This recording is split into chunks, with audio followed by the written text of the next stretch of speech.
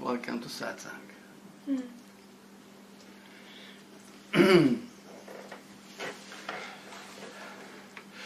You know, the wonderful thing about getting so many emails is I get every day, and I've been doing that for a number of years, and the experience that I've had in hypnotherapy, you begin to see a pattern emerge.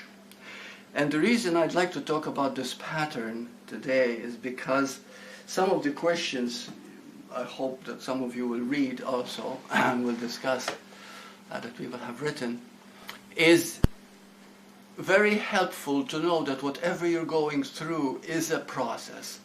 And this process is so predictable, you know. So what I call it today is the hidden process of spiritual maturity. To mature. Okay, so there are 3 stages that are very clear to me. The first stage is you become aware that, you know, you're a spiritual being, or you read an ad, or you go to a seminar, or you meet a teacher, or whatever, and you get very excited. And you're full of hope, and it's very romantic. You know, you start, you read a book or whatever, maybe you come across Course in Miracles, or whatever it is. And you're driven with a passion. Now, this might last a year, or it might last 2, 3, 4 years. But then there's a stage which is inevitable, and that is the one we are going to concentrate on today. It's inevitable that you'll be disappointed, that you'll be discouraged, that you'll find yourself not loving yourself, as what's wrong with me? Is that, am I missing something? You see? And this goes on automatically. Why does it happen this way?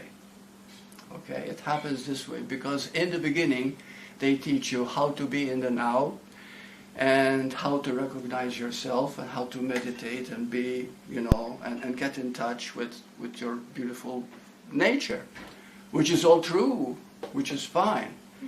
But the thing is that when you start trying to feel good, because you want to feel good, there comes a moment when the stuff that you have not dealt with, your childhood stuff, the Enneagram stuff, the first 6 years of your life that you haven't resolved, starts to surface automatically.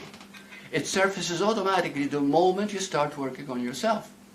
It's inevitable. But what happens when it starts surfacing, you think there's something wrong with you. You see, maybe I'm dense, maybe I don't understand, maybe something is wrong.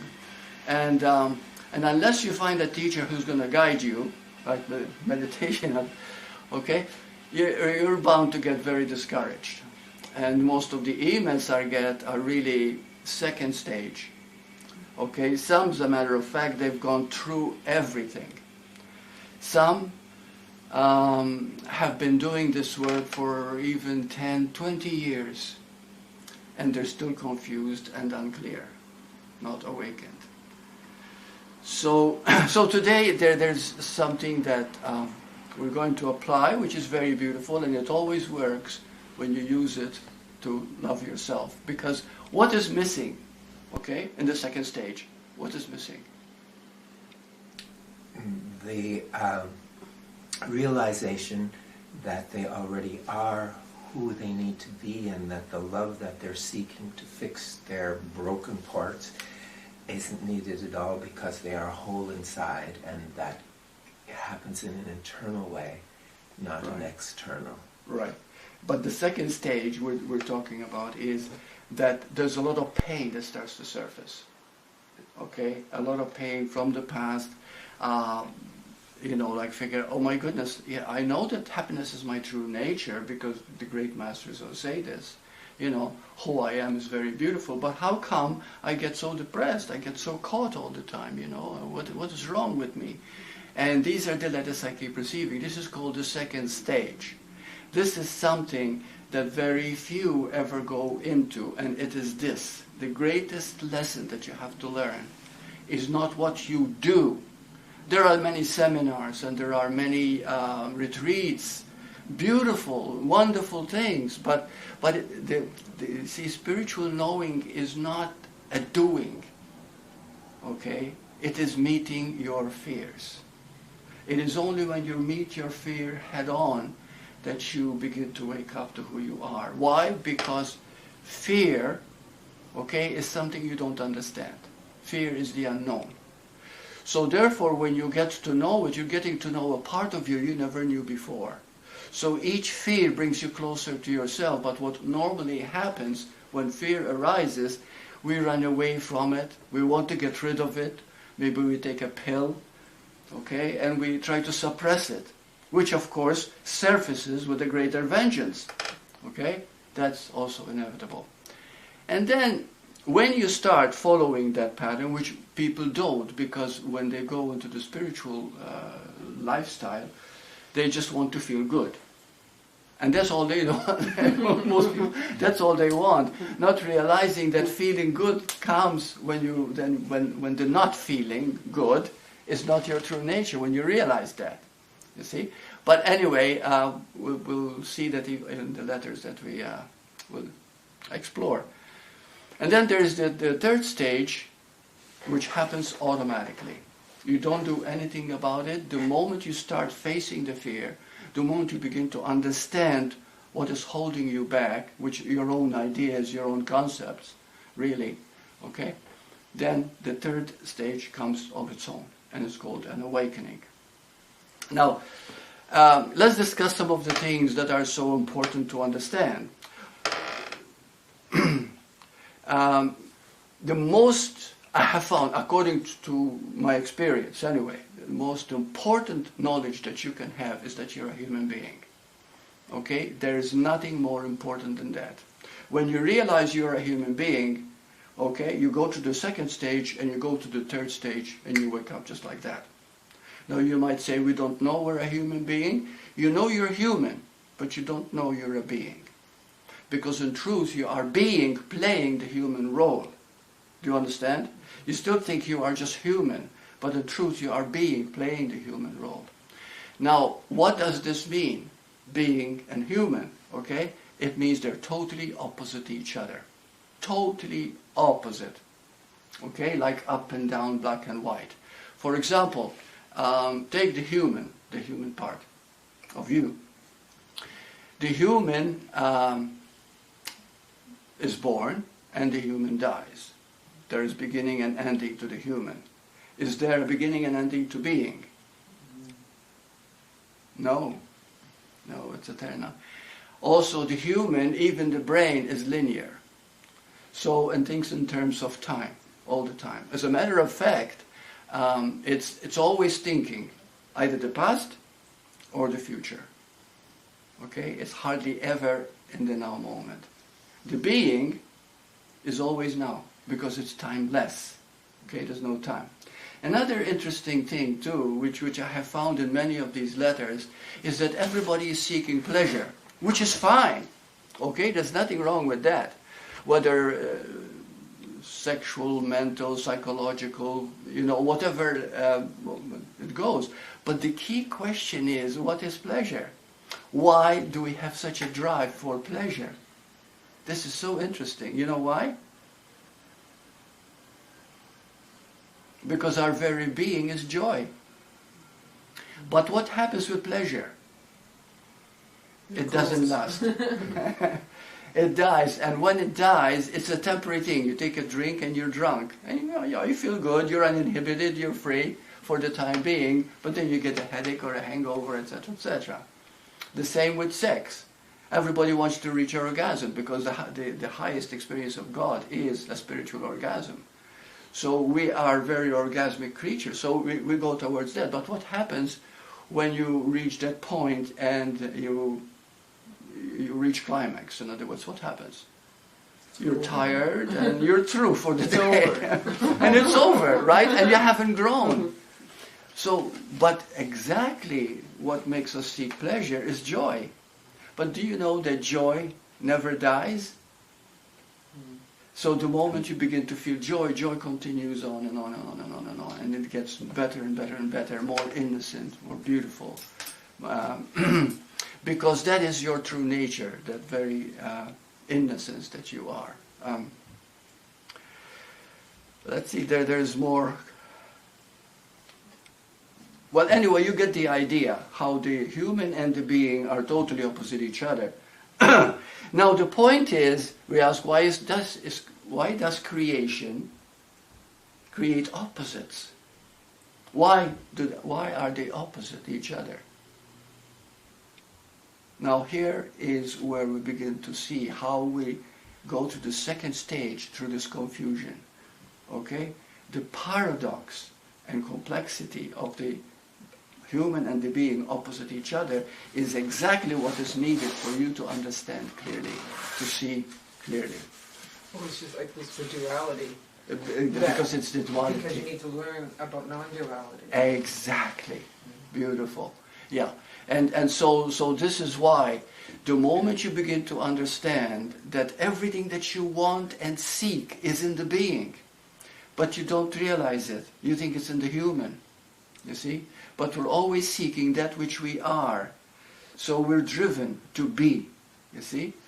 Like Shakespeare said that too. And he also said, to be or not to be. That is the question. Now, he also said we are all merely players on the stage of life, you know. So, in other words, the human part, like the Course in Miracles says, is just a play. Are you familiar with the Course in Miracles? Okay. Oh, wonderful, wonderful. Okay. So, the human part really is like a dream. Okay, when you begin to understand the being, because everything we do because we want being. Like, for example, did you know of anybody who's not seeking, or not rather, seeking love or wanting to be loved? Do you know of anybody who doesn't want to be loved?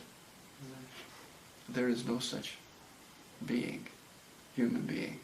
You see? And why? See, that's the most beautiful realization.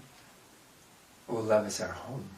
Right. Love is who we are. Being. See, try to understand what being is, and you won't be able to.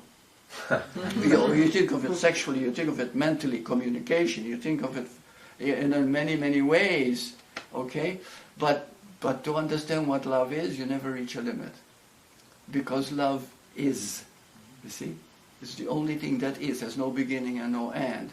So itself, being an isness, itself, we, like, for example, how does it express physically, sexually, right? And also hugging, touching each other, making love, etc. And in communication, we like to share ideas, interests. Okay, so we do it in different ways all the time. But even now as we sit, watch your posture. You are having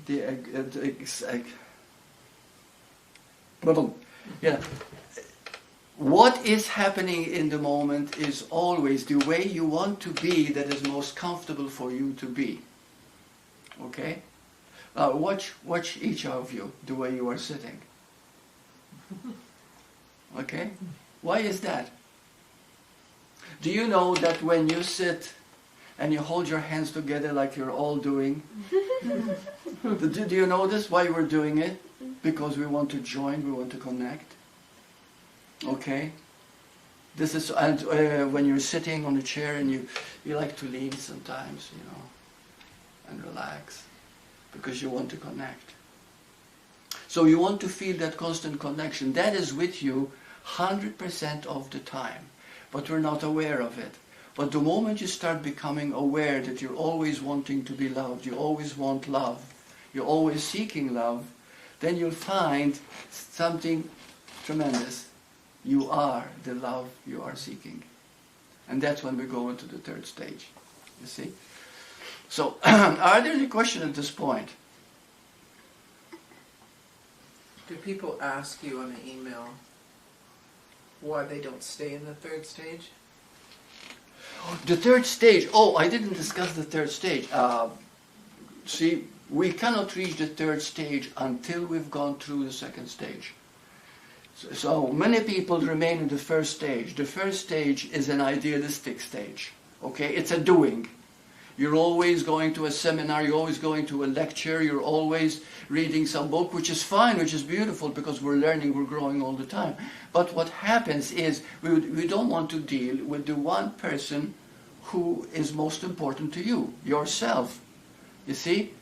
And we always keep ourselves hidden. So to get to know who you are is better than anything you can do, in a physical, mental way. Because again, we go back to being, to be. This is where meditation can be so beautiful, you see?